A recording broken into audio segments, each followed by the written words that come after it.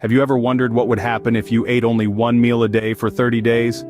It's a question that has intrigued many. It's not your typical dietary plan, and it certainly requires a level of discipline and commitment. Here's how it works. You confine all your daily caloric intake to just one meal. It's not about what you eat, but when you eat. The timing can vary based on personal preference, but the key is consistency. Now let's talk about our subject. They are generally healthy and have no known medical conditions. This is important to note as it forms our baseline. This eating pattern, often dubbed as OMAD or one meal a day, has potential benefits and risks. Some people report significant weight loss, while others warn about nutrient deficiencies.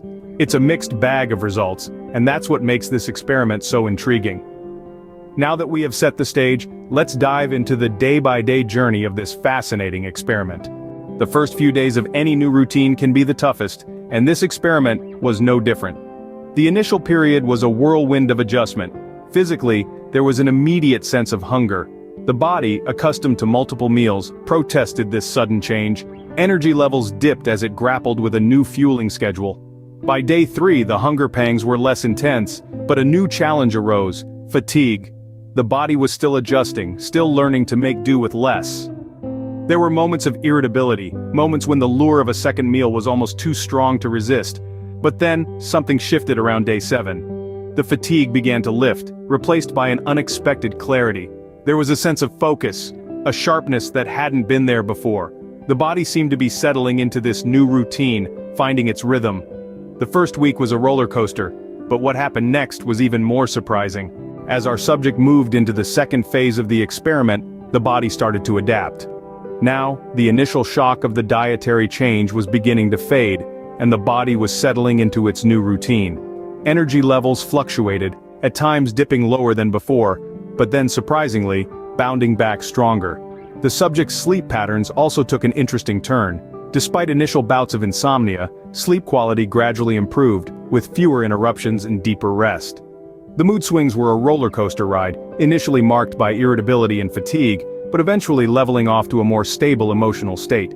A slight drop in weight was observed, but the physical appearance changes were more nuanced. The subject reported feeling lighter and leaner. There were challenges, of course. Cravings intensified, and the mental hurdle of not eating frequently was a constant battle. But there was also a breakthrough, a newfound appreciation for food, its tastes, and its textures.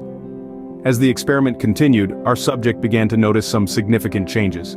In the final stretch of the experiment, the implications of eating just one meal a day became more evident.